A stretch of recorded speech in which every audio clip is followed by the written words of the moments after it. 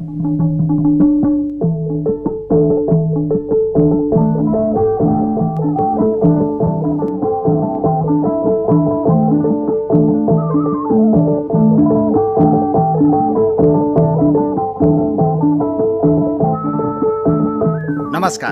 साहित्य संसार कार्यक्रममा हार्दिक स्वागत छ। रेडियो नेपालबाट साहित्य संसार कार्यक्रम हरेक शनिबार बेलुकी 9 बजेको समाचारपछि करिब आधा घण्टा प्रसारण हुन्छ। इन्टरनेट मार्फत साहित्य संसार कार्यक्रम सुन्न रेडियो नेपालको वेबसाइट redionepal.gov.np र रेडियो नेपालको न्युज पोर्टल अनलाइन redionepal.gov.np मा जानुहोस्।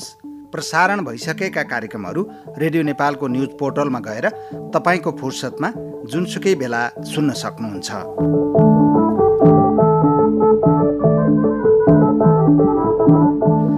साहित्य संसार कार्यक्रममा आज साहित्यकार डाक्टर भोजराज घिमिरेसँग संवाद गर्छौं। इतिहासको पानाबाट स्तम्भमा कवि हरिभक्त कटुवालको मन त फलामकै भए असल हुन्छ शीर्षकको कविताको साथमा आविष्कार भारतीले लेख्नु भएको बानी शीर्षकको लघुकथा, अनि कवि विष्णु बिबु घिमिरेको बेकार छ, कवि मोमिलाको भीमसेन थापाको सुसाइड नोट र कवि विमल वैद्यको दाइने खल्तीको पर्स शीर्षकका कविताहरू सुन्नुहुनेछ। कार्यक्रम अवधिभर हामीलाई सुन्दै रहनुहोला। इतिहासको पानाबाट कवि हरिभक्त कटुवालको कविता मन त फलामकै भए असल हुन्छ। मन त फलामकै भए असल हुन्छ, न घात प्रतिघातमा रुन्छ, न सय पत्री र बाबरीले बाटो थुन्छ। मन त फलामकै भए असल हुन्छ।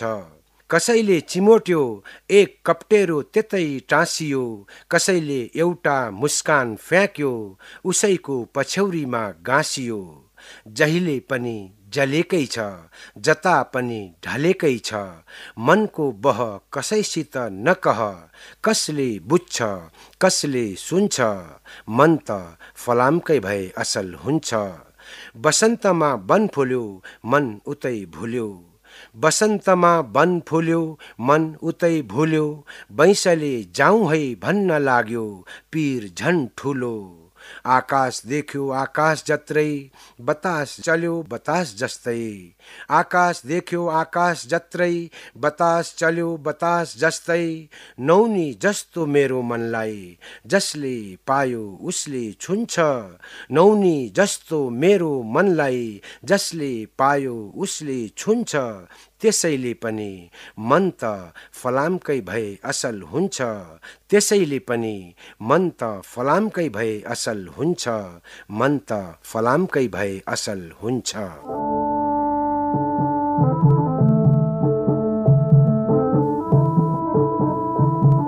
इतिहासको पानाबाट स्तम्भमा कवि हरिभक्त कटुवालको मन त फलामकै भए असल हुन्छ शीर्षकको कविता वाचन गरेर सुनाउँदै हुनुहुन्थ्यो कार्यक्रमका संयोजक ललिजन रावल। अब साहित्यिक संवादको पालो।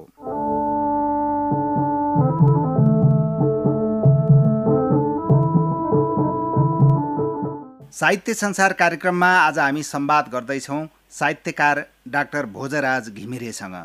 साहित्यकार डाक्टर घिमिरेका गीत, गजल, कथा, कविता, उपन्यास र एल्बमहरू समेत गरी दर्जन हाराहारीमा साहित्यिक कृति सार्वजनिक भइसकेका छन्। साहित्यकार घिमिरे हाम्रो टेलिफोन सम्पर्कमा हुनुहुन्छ। डाक्टर घिमिरेज्यू, यहाँलाई रेडियो नेपालको साहित्य संसार कार्यक्रममा हार्दिक स्वागत छ। धन्यवाद बस्ती सर। तपाईँ साहित्यिक सृजनातर्फ चाहिँ कसरी आकर्षित हुनुभयो? आजको यो संवादको सुरुवातमा तपाईँको बाल्यकाल र किशोर अवस्थाको साहित्यिक रुचिलाई थोरै सम्झना गरौँ न। म आफूलाई साहित्यकार त भन्दिनँ, साहित्यको एउटा विद्यार्थीको रूपमा आफूलाई मान्छु। अब मैले लेख्न चाहिँ म सानै हुँदाखेरि स्कुल पढ्दैदेखि लेख्थेँ होइन। हजुर। स्कुलमा हुँदाखेरि कथा लेखेर पुरस्कृत पनि भएको थिएँ 9 क्लासमा। हजुर। त्यसपछि कलेजहरू आएपछि अलिअलि उपन्यासहरू पनि लेखेँ। त्यो सुरुमा मलाई चाख्ने उपन्यासतिर गयो, अनि त्यो उपन्यासहरू लेखेँ, तर अब त्यति बेला छपाउने अवस्था थिएन, विद्यार्थी मान्छे। अनि डेरा सर्दा सर्दै त्यो उपन्यास कता गयो। फेरि कलेजतिर आएपछि कविता लेख्न थालेँ। कलेज भनेको मास्टर्स पढ्दाखेरि कविताहरू लेख्न थालेँ। अनि जागिरमा प्रवेशपछि त अब त्यति बेलाको पञ्चायतकालमा जागिरमा प्रवेश गरियो। अब त्यति बेला अब युवा अवस्था कविताहरू अलिक क्रान्तिकारी टाइपकै हुन्थे। हजुर। अनि अलिकति अब जागिरमा खाएपछि अब डर पनि लाग्दो रहेछ। हजुर। त्यति बेलाको परिवेश चाहिँ त्यस्तो थियो। हजुर। त्यसपछि चट्टै लेख्न छोडेँ मैले चाहिँ। यहाँले अब स्कुल पढ्दाखेरि नै साहित्य सिर्जनातर्फ आकर्षित भएर आफ्ना सिर्जनाहरू गर्न थाल्नुभयो। त्यसपछि यहाँले भन्नुभयो निजामती सेवामा प्रवेश गरेँ भन्नुभयो। प्रवेश गरेपछि रोकिनुभयो, जस्तो लेखनमा रोकिनुभयो। निजामती सेवामा व्यस्त रहँदै फेरि तपाईँ एक्कासी साहित्य सिर्जनाका क्षेत्रमा अत्यन्त क्रियाशील भएर पनि देखा पर्नुभयो। निजामती सेवामा क्रियाशील रहँदैका बीच यसरी साहित्यतर्फ चाहिँ केले आकर्षण गर्यो? मलाई वास्तवमा केही लेखौँ भन्ने त थियो होइन। हजुर। अब त्योभन्दा अगाडि डाक्टर बिमर कोइराला मेरो अब अग्रज दाजु, अनि मेरो साथी सुरेन्द्र खड्का, चुडामणि देवकोटा गीतकारहरू हुनुहुन्छ उहाँहरू, केशव भट्टराई अनि एसपी कोइराला, उहाँहरूले चाहिँ गीतको एल्बम निकाल्नु भएको थियो। अनि सुरेन्द्रजीले एक दिन उहाँलाई हामी काजी साहब भन्छौँ, मेरो अफिसमा, म त्यति बेला योजना आएको सचिव थिएँ। अनि आएर भोजाजी तपाईँसँग सबै चिज मिल्यो, यो एउटा मिलेन भने के भनेको, तपाईँ पनि लेख्नु न हौ, गीत सित लेख्नुहोस् अनि एल्बममा राखौँ भन्नुभयो। काजी साहब म लेख्न त लेख्छु, तर अब मैले लेखेकै छैन भने।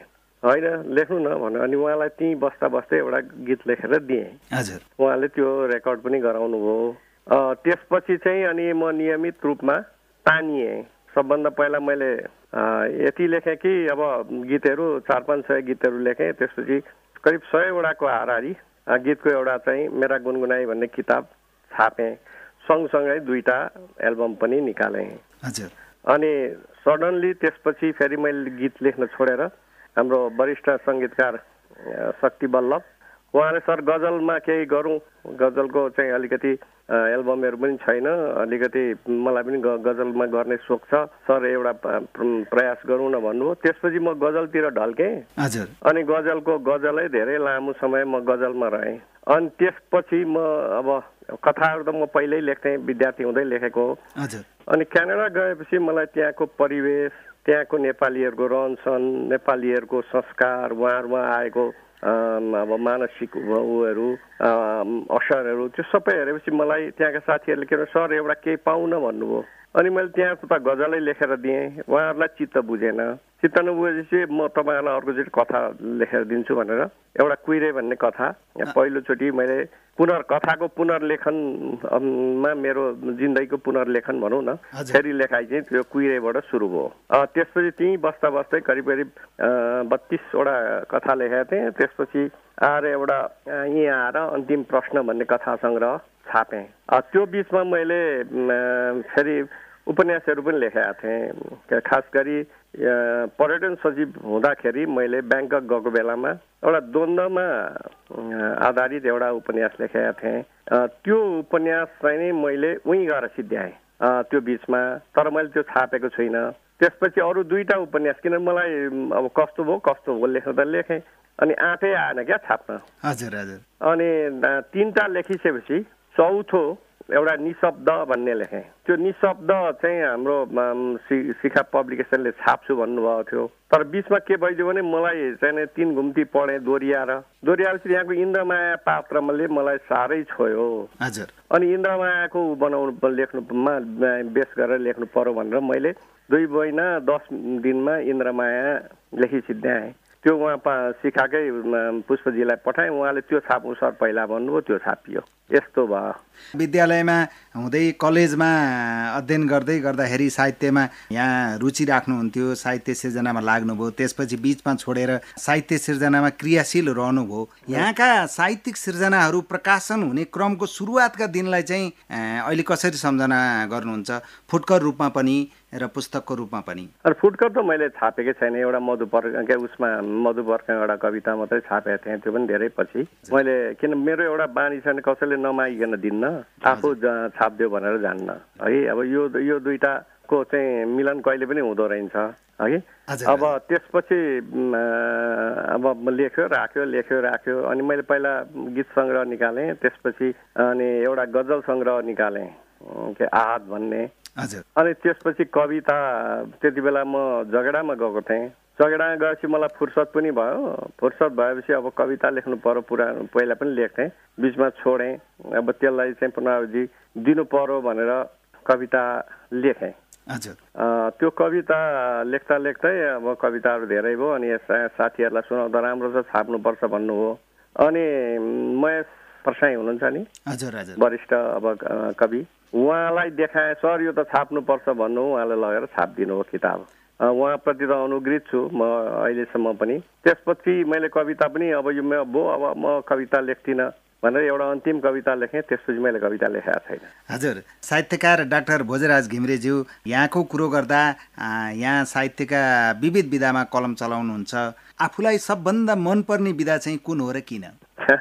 मलाई त अब गजलै हो एक नम्बर, त्यसपछि आख्यान हो। आख्यानमा अब कथा र उपन्यास दुइटै आफूलाई अभिव्यक्त हुन सक्छु जस्तो लाग्छ। हजुर। तर अधिकांश समय यो दुइटैमै अहिले खर्चेको छु। मैले कविता र गीत चाहिँ करिब करिब लेख्न छोडि नै सकेँ भन्दा हुन्छ। हजुर, यहाँले कविता र गीत लेख्न छोडि नै सकेँ भन्दा हुन्छ भन्नुभयो। आज चाहिँ हामी यहाँले लेख्नुभएका पुराना कुनै एउटा कविता सुन्न चाहन्छौँ। ठिकै छ। मैले त्यति बेलै त्यो म जगेडा गएको बेलामा अब त्यति बेलाको पीडाले होला अथवा मेरो त्यो मानसिक हुलले गर्दा होला एउटा कविता लेखेको छु होइन। त्यो मैले छापेको पनि छु। त्यसलाई अहिले अलिकति संशोधन पनि गरेको छु र त्यसलाई मेरो अब आउने उपन्यास अपला भन्ने प्रकाशन गर्छु। त्यसमा मैले त्यो कविता पनि समावेश गरेको छु, मलाई आफूलाई मन परेको। र त्यही कालमा त्यति बेला वर्ल्ड कप चल्दै थियो। वर्ल्ड कप चलेको बेलाकोमा एउटा त्यो वर्ल्ड कप सम्बन्धी एउटा कविता पनि लेखेको छु। त्यो म पहिला यो एउटा सुनाउँछु। हुन्छ। म आफैले सोध्नुपर्छ शीर्षक हो यसको। हजुर। आफ्नै छोरीले मसित दिनौ जस्तो सोध्छे, बाबा स्वतन्त्रता कहाँ छ? आफ्नै छोरीले मसित दिनौ जस्तो सोध्छे, बाबा स्वतन्त्रता कहाँ छ? गैरी गाउँको घरती ठुलेले पनि अबोध जिज्ञासा पस्किँदै मलाई सोधिरहन्छ, कान्छा बाजे राष्ट्रियता केमा हुन्छ, हतियारमा कि हृदयमा? गैरी गाउँको घरती ठुलेले पनि अबोध जिज्ञासा पस्किँदै मलाई सोधिरहन्छ, कान्छा बाजे राष्ट्रियता केमा हुन्छ, हतियारमा कि हृदयमा? लोहार गाउँको गहते कान्छाले पनि सोध्छ, बारम्बार सोधिरहन्छ, बराजु मुक्ति कता हराएको छ, हामीलाई भेट्न कहिलेसम्म आइपुग्छ होला? अरू धेरैजना मेरो घरको पिँढीसम्म आउँदै लोकतन्त्र ल्याएकोमा गौरवान्वित बन्दै खुसी साट्दै हर तरका प्रश्न गर्छन् मसँग। मलाई हिजो थाहा भएका यस्ता प्रश्नको उत्तर खै कहाँ हो आज थाहा छैन। मलाई हिजो थाहा भएका यस्ता प्रश्नको उत्तर खै किन हो आज थाहा छैन। किन प्रश्न अनुत्तरित प्रश्नहरू प्रश्न बन्दै के जवाब दिउँ? कुनै सपनाको पछि लागेर हिजोसम्म हिँड्ने मैले के जवाब दिउँ? यी प्रश्नहरूको कुनै सपनाको पछि लागेर हिजोसम्म हिँड्ने मैले हरेक विसङ्गतिमा प्रश्न गर्दै हिँड्ने म भित्र हिजोको म कहाँ बचेको छ र? कसरी प्रश्न सोध्नेलाई बताऊँ हिजोको म आजको होइन भनेर? अनि कुन शब्दले सम्झाउँ राष्ट्रियता, स्वतन्त्रता र जनमुक्तिको उत्तर दिन? अचेल त म आफैले पनि अरू कसैको स्वीकृति पहिले लिनुपर्छ भनेर। हजुर, म आफैले सोध्नुपर्छ। साहित्यकार डाक्टर भोजराज घिमिरेज्यू, यहाँले आफ्नो कविता वाचन गरेर सुनाउनुभयो। गीत गजल सिर्जनामा लाग्दै काव्य विधाबाट आख्यानतिर मोडिनुलाई चाहिँ कसरी हेर्नुहुन्छ? होइन, मैले सुरु नै मैले जस्तो बाल्यकालमा भनौँ न, मलाई मन पर्ने नि आख्यानै हो बढी। हजुर, कथाबाट सुरु गर्नुभयो? कथा म त्यति बेला चाहिँ बहुत पढ्थेँ। 8-9 क्लास पढ्दैदेखि नि हिन्दी उपन्यास, नेपाली उपन्यास जे भेट्यो नि पढ्थेँ। हजुर। मेरो दाजु चाहिँ किताबको एकदमै पारखी, पढ्नमा असाध्यै सोखिन। उहाँले किताब ल्याउनुहुन्छ। मैले त्यो गुलशन नन्दाको हिन्दी उपन्यास सबै पढेको छु। हजुर हजुर। 2100 उपन्यास पढेको छु। प्रकाश कोविदको त्यति बेला निक्लेका सबै उपन्यासहरू पढेको छु। अनि यी के अरे हृदय चन्द्र सिंह प्रधान सबै मैले त्यति बेलै पढेका किताबहरू एसएलसी जाँच दिँदासम्ममा। हजुर हजुर। त्यस कारण त्यो मलाई त्यति बेला पनि, त्यसैले म आफू त्यति बेला कथा पनि लेख्थेँ। त्यसैमा अब प्रेरित भएर भनौँ न। हजुर। अनि अब त्यही होला, त्यसैको त्यो म भित्र बाँकी थियो होला। त्यसैले आख्यानमा चाहिँ पछिल्लो समयमा आएर धेरै त मैले अब समय मेरो खर्चिन्छ आख्या एउटा उपन्यास लेख्दा धेरै समय जान्छ होइन, मेरो समय नि त्यसैमा खर्चेको छु र त्यसपछि सँगसँगै गजल पनि मैले चाहिँ सँगसँगै लगेको छु। अरूलाई त अब पछि छुटे भन्दा पनि भयो, हजुर तर यो दुईटा चाहिँ मैले छोड्न सकेको छैन। हजुर, साहित्यकार घिमिरेज्यू, मैले सुरुमै पनि यहाँसँग जिज्ञासा राख्दा यहाँका सन्दर्भमा विभिन्न विधामा कलम चलाउने कुरा उल्लेख गरेका थिएँ। गीत, गजल, कथा, कविता, आख्यान सबै विधामा यहाँले कलम चलाइरहनु भएको छ होइन? हजुर, यहाँका विभिन्न विधामा गरेर दर्जन हाराहारीमा साहित्यिक कृतिहरू प्रकाशन भइसकेको जति छन्, एल्बमहरू 5वटा छ। हजुर, गीति साहित्य समेतलाई हिसाब गर्ने हो भने यहाँका एल्बमहरूलाई समेत हिसाब गर्ने हो भने दर्जन हाराहारीमा साहित्यिक कृतिहरू प्रकाशित भइसकेका छन्। आफ्ना कृतिहरूको यहाँले थोरै सम्झना अघि पनि गरिसक्नुभयो। आफ्नो साहित्यिक लेखनलाई संक्षिप्त रूपमा सम्झिनु पर्दा चाहिँ कसरी सम्झाउनुहुन्छ? म प्राथमिक रूपमा त म आफूलाई गजलकारकै रूपमा ठान्छु होइन, जुनमा मलाई स्वाप बसेको छ क्या। त्यसपछि अब आख्यानमा चाहिँ म सिकारु, म परिपक्व भएको छु जस्तो पनि लाग्दैन। हुन त गजलमा पनि परिपक्व भएँ जस्तो लाग्दैन, म विद्यार्थी नै हुँ। तर गजल चाहिँ गजल के हो भन्न सक्ने भइसकेको छु। आख्यानमा हात हालेको छु, तर आख्यानलाई अब प्रयोगवादी भन्नुहुन्छ, अब उत्तर भन्नुहुन्छ। अब त्यो खालको चेत चाहिँ म भित्र आइसकेको छैन। त म सिक्दैछु, हेर्दैछु। म आफू लेख्ने मात्रै होइन, म लेख्ने र पढ्ने सँगै गर्छु। अहिले बजारमा आएका अधिकांश किताबहरू मैले किनेर पढ्ने गरेको छु। किनभने त्यो लेखनको एउटा प्याटर्न पनि कस्तो छ र शैलीहरू पनि कस्तो हुँदो रहेछ, मान्छेको कस्तो चिज चाहिँ हाई हुँदो रहेछ, आफूले लेख्न नसकेको किन होला त्यसरी भनेर एक प्रकारले जिज्ञासा सिर्जना हुन्छ। त्यसकारण मैले आख्यानका निक्लिएका अधिकांश किताबहरू मैले किनेर पढ्ने गरेको छु। अहिले पनि मसँग 5-6वटा किताब किनेर ल्याएको छु। अहिले म त्यो अनन्त यन्त्रणा भन्ने पढिरहेको छु। भन्नाले म नयाँ पनि पढ्दैछु र पुरानो फेरि दोहोऱ्याएर अब बिपी कोइरालाका सबै कथा र कथा सङ्ग्रह उपन्यासहरू मैले पढिसकेँ एकचोटि। अनि अब अहिले लीलबहादुर छेत्री यिनीहरूको पढ्दैछु। अब पारिजातको फेरि दोहोऱ्याएर पढ्दैछु। म चाहिँ सिक्दैछु त्यो हिसाबले। म त्यसैले आफूलाई साहित्यकार भन्दिनँ, एउटा साहित्यको विद्यार्थीको हिसाबले आफूलाई अब सिकारु लेखकको रूपमा आफूलाई लाग्छु। मलाई कसैले साहित्यकार बनाउन लाज पनि लाग्छ। हजुर, यो यहाँको महानता पनि हो। साहित्यकार घिमिरेज्यू यहाँ एउटा क्रियाशील स्रष्टा हुनुहुन्छ, साथसाथै यहाँले अघि नै भन्नुभयो क्रियाशील पाठक पनि हुनुहुन्छ नेपाली साहित्यको। नेपाली साहित्यको समृद्धि र विकासलाई चाहिँ कसरी हेरिरहनु भएको छ? होइन, अहिले प्रशस्त अब नयाँ नयाँ आउनुभएको छ, राम्रो लेख्नुभएको छ। अब म स्तरीय छैन अरूको भनेर भन्न सक्ने अवस्थामा छैन। तर कसरी चाहिँ हेर्छु भने हामीले अन्तर्राष्ट्रिय स्तरमा पुरस्कृत नभएका हाम्रा कृतिहरू भएको हुनाले हाम्रो स्तर चाहिँ अन्तर्राष्ट्रिय स्तरमा पुगेको छैन कि भन्ने एक प्रकारको आवाज चाहिँ हुन्छ। मबाट त त्यो अपेक्षा नगरे हुन्छ। तर युवा साथीहरू हुनुहुन्छ, युवा सर्जकहरू, लेखकहरू आउनुभएको छ। उहाँहरूले पक्कै पनि त्यो स्तरमा आफ्नो लेखनलाई पुर्याउनुहुन्छ। क्षणिक यहाँ देशभित्रको क्षणिक पपुलारिटी भन्दा कुनै एउटा पुस्तकले लामोसम्म जनमानसमा प्रभाव पार्ने र त्यसले अन्तर्राष्ट्रिय उसमा पनि नेपाली साहित्यको प्रवेशलाई, पहिचानलाई अलिकति डह्रो बनाउँछ कि भन्ने मलाई आश चाहिँ लाग्छ। त्यो भनेको युवाहरूबाटै हो। हजुर, साहित्यकार घिमिरेज्यू जस्तो यहाँले साहित्यमा सिकारु छु, सिक्दैछु भन्नुभयो, तैपनि यहाँको सन्दर्भमा कुरो गर्दा यहाँ नेपाली साहित्यको विभिन्न विधामा क्रियाशील हुनुहुन्छ। नेपालको निजामती सेवाको सर्वोच्च पदमा पुगेर सेवानिवृत्त हुनुभयो। नेपाली भाषा, साहित्य, कला, संस्कृतिको विकासका लागि नेपाल सरकारले विभिन्न विधाका प्रज्ञा प्रतिष्ठान र सङ्घ संस्थाहरू गठन गरी क्रियाशील रहेका छन्। निजामती सेवामा रहँदाको तपाईँको अनुभवको आधारमा नेपाल सरकारले नेपाली भाषा, साहित्य, कला र संस्कृतिको श्रीवृद्धिको लागि चाहिँ थप के गर्नु आवश्यक देख्नुहुन्छ? होइन, अब जस्तो प्रज्ञा प्रतिष्ठानहरू त खोलिएका छन् होइन, तर ती प्रज्ञा प्रतिष्ठान कहिले खुट्टा टेक्न नसक्ने अवस्थामा छन्। के हो त त्यो?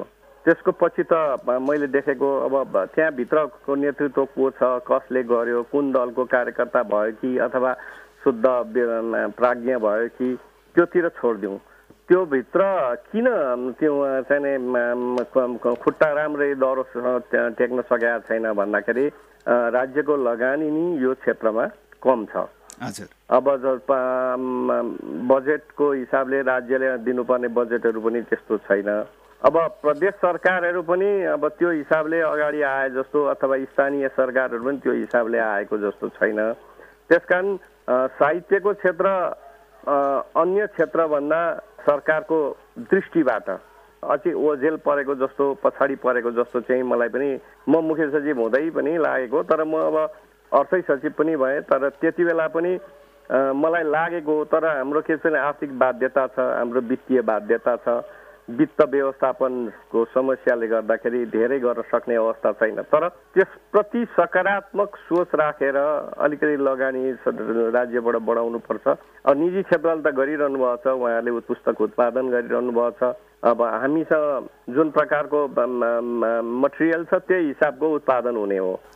अनि लेखकहरूमा पनि अब नयाँ नयाँ लेखकहरू आउनुभएको छ, पहिचानको खाँचो छ। तर क्रमशः चाहिँ नेपाली साहित्यको चाहिँ प्रवर्धन हुन्छ होला जस्तो लाग्छ। तर यसमा चाहिँ सरकारको सकारात्मक त्यो पुरस्कार राखेर मात्र पुरस्कृत गरेर आमुख व्यक्ति पुरस्कृत गरेर मात्रै साहित्यको प्रवर्धन चाहिँ हुँदैन है। अब त्यो बाहेक चाहिँ सरकारी स्तरबाट छाप्ने जस्तो हाम्रो पहिला साझा त्यो सबैको लगानी थियो। तर अब ती संस्थाहरू चाहिँ बन्द भएर आएका छन्, समस्या देखिरहेछ। अलिकति यसलाई हेर्नुपर्ने र सरकारले अलिकति चाहिँ बाटोघाटो, खानेपानी, स्वास्थ्य, शिक्षा जति ऊ छ महत्त्वपूर्ण छ, साहित्यको क्षेत्र पनि त्यति नै महत्त्वपूर्ण छ भन्ने चाहिँ सोचिदिनुपर्छ जस्तो लाग्छ मलाई। हस्, साहित्यकार डाक्टर भोजराज घिमिरेज्यू, आजलाई संवादको लागि निर्धारित समय यति नै रह्यो। रेडियो नेपालको साहित्य संसार कार्यक्रममा कुराकानी गर्ने समय दिनुभयो। कार्यक्रम मार्फत आफ्ना साहित्यिक धारणाहरू व्यक्त गरिदिनुभयो। आफ्नो एउटा कविता पनि वाचन गरेर सुनाउनुभयो। समय र संवादका लागि रेडियो नेपाल साहित्य संसार कार्यक्रमको तर्फबाट यहाँप्रति आभार व्यक्त गर्छौँ। हस्, बस्ती छ यहाँलाई ल संयोजक ललित जङ्गदाल सरलाई, सबैलाई र रेडियो नेपालप्रति म कृतज्ञ छु।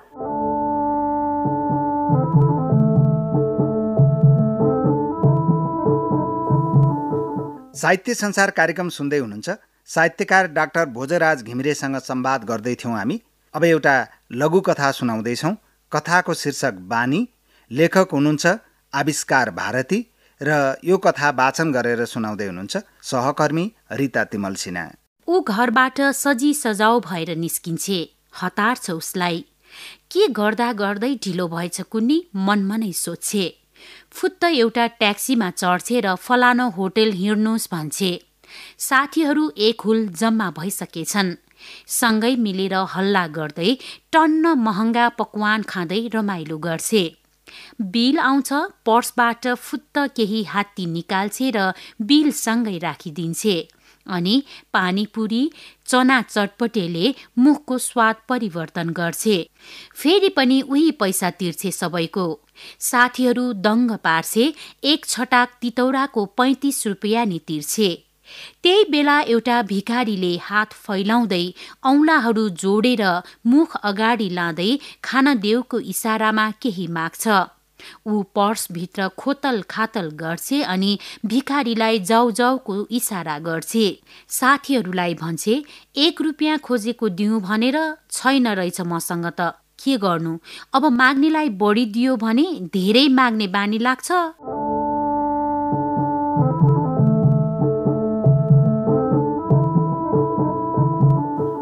बानी शीर्षकको आविष्कार भारतीले लेख्नु भएको लघु कथा वाचन गरेर सुनाउँदै हुनुहुन्थ्यो सहकर्मी रिता तिमल सिन्हा। अब केही कविताहरू सुनौँ। सर्वप्रथम आफ्नो कविताको साथ कवि विष्णु बिबु घिमिरे। म छोटो चट्ट परेको कविता सुनाउँछु। एउटा कविता छ, अलिकति अगाडि लेखेको हो। बेकार छ भन्ने छ शीर्षक यसको। बेकार छ। आँखा राम्रो भएर मात्र के गर्नु जब ती आँखाले कसैको पीडामा आँसु रसाउँदैन भने। आँखा राम्रो भएर मात्र के गर्नु जब ती आँखाले कसैको पीडामा आँसु रसाउँदैन भने। ओठ राम्रा भएर के गर्नु जब ती ओठले कसैको खुसीमा आनन्द मुस्कुराउँदैन भने। सलक्क मिलेको नाक मात्र भएर के गर्नु जब त्यो नाकले आत्मीयताको बासना थाहा पाउनै सक्दैन भने, मुटु मात्र भएर के गर्नु जब त्यो मुटु पल पल आफ्नै स्वार्थ मात्र ढुकढुकाउँछ भने, फोक्सो मात्र भएर के गर्नु जब त्यो फोक्सो आफ्नै तृष्णा र मायामा मात्रै श्वास प्रश्वास भइरहन्छ भने, मन मात्र भएर के गर्नु जब त्यो मन नदी सुकेपछिको बगर जस्तो छ भने, आँसु बेकार छ, मुस्कान बेकार छ, यो जीवन बेकार छ, मान्छेको नाउँमा मान्छे बाँच्नु बेकार छ, मान्छेको नाउँमा मान्छे बाँच्नु बेकार छ।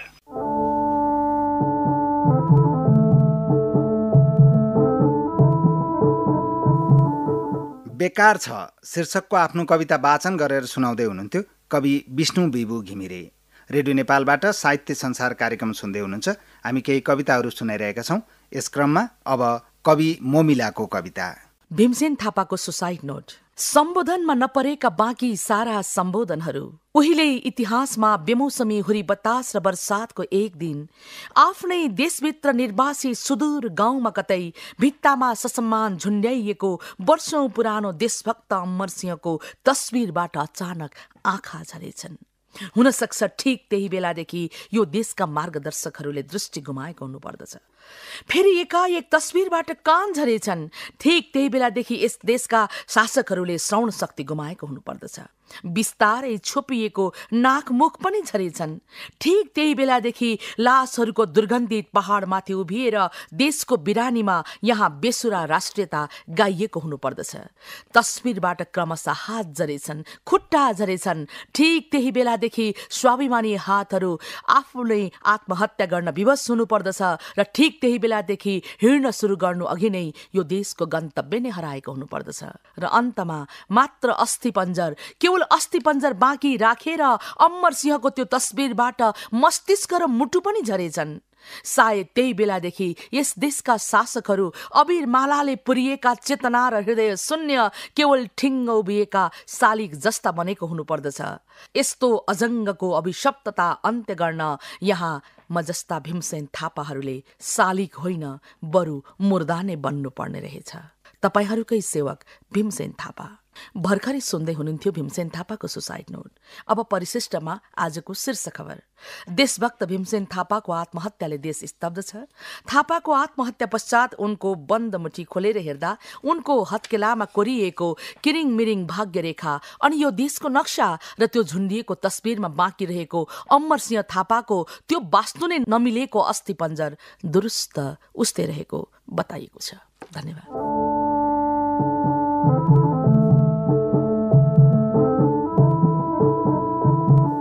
कवि मोमिला भीमसेन थापाको सुसाइड नोट शीर्षकको आफ्नो कविता वाचन गरेर सुनाउँदै हुनुहुन्थ्यो। अब आजको लागि साहित्य संसार कार्यक्रमको अन्तिम सामग्रीको रूपमा कवि विमल वैद्यको कविता। कविताको शीर्षक दाहिने खल्तीको पर्स। प्राय फुत्किन खोज्छ पछिल्तिरको खल्तीबाट सधैँ, देख्नेहरूले ठान्दा हुन् सम्पन्नताको बिटो लुकेको छ त्यसभित्र, मेरो पाइनको दाहिने पाकेटभित्र लुकेको पर्समा। उसो त तिर्न बाँकी साहुका बिलहरू छन्, धितोमा परेको जमिनको फोटोकपी, केही छान स्यामसोएट आफ्नै तस्बिर, प्रयोगहीन जन्मदत्ताको सक्कल पाना, बुझाउन बाँकी बिजुलीको बिल, स्कुलका नानीहरूको चर्को शुल्कका रसिदहरू, धारामा खस्न छाडेको पानीको मासिक महसुलको रसिद, रिङ बज्न छाडेको टेलिफोनको क्यास स्लिप, मत खसालेर पनि मतको सदुपयोग नभएको एक थान मतदाता परिचय पत्र, यी सबै पत्र बनेर हटाएका छन् मेरो पाइनको पछिल्तिरको खल्तीभित्रको वालेटमा। ब्यालेन्स रित्तिएको निजी ब्याङ्कका 2 थान एटिएम कार्डहरू, राजस्व बटुल्न सरकारले निष्कासन गरेको सहितको फोटो अंकित केही थान हुलाक टिकटहरू छन् चेप्टिएर बसेको, राजनैतिक पार्टीले थमाएको एक थान म्यादी नियुक्ति पत्र, ट्राफिक प्रहरीले 3 चोटि छेड पारिसकेको लाइसेन्स, कहीँ कतै साट्न नसकिने उच्च शिक्षाको प्रमाणपत्रको सक्कल पाना, आफ्नै निजी सम्बन्ध स्खलित भइसक्दा पनि जोगाएर राखेको विवाह दत्ताको कागज, देशले कहिल्यै नागरिक नसम्झिए पनि बचाएर राखेको नागरिकताको एक थान प्रतिलिपि, छोरो विदेश पठाउँदा लेखेको आफ्नै आधा आँगनको लिखत, सबै लुकेर थन्किएका छन् मेरो पतलुनको ब्याक साइड पकेटमा। लक्षिनका लागि मन्दिरबाट साटेर राखेको एउटा ढ्याक पैसा, प्रतिबन्धित कालमा बनेको राजनैतिक पार्टीको सदस्यता पत्र, उहिले एक समयमा सूचना विभागले जारी गरेको पत्रकार परिचय पत्र, सन्दर्भ सकिएको राजाको टाउको भएको 100 रुपियाँको एउटा नोट, उहिले धेरै अघि स्कुलले दिएको चारित्रिक प्रमाण पत्रको नक्कल पाना, अरू त के भनौँ, घरेलु कामदारका रूपमा वर्षौं विदेशमा बिताइरहेकी आफ्नै पत्नीको धुमिल तस्विर र उनले भुलिसकेको आफ्नै सन्तानको बाल्यकालका अभूत फोटोहरू सबै खाटिएर हटाएका छन्। देख्नेहरूले ठान्दा हुन् अटाई नटाई रुपियाँहरूको खात लागेको छ मेरो पाइनको पछिल्तिरको दाहिने खल्तीको पर्समा। धन्यवाद।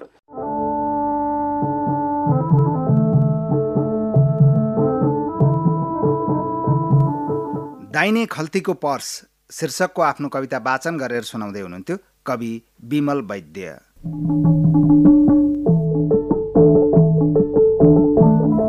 आदरणीय श्रोताहरू, आजको साहित्य संसार कार्यक्रममा साहित्यकार डाक्टर भोजराज घिमिरेसँगको संवाद सुन्नुभयो। अनि इतिहासको पानाबाट स्तम्भमा कवि हरिभक्त कटुवालको मन त फलामकै भए असल हुन्छ शीर्षकको कविताको साथमा आविष्कार भारतीले लेख्नुभएको बानी शीर्षकको लघुकथा अनि कविहरू विष्णु बिबु घिमिरे, मोमिला र विमल वैद्यका कविताहरू सुन्नुभयो।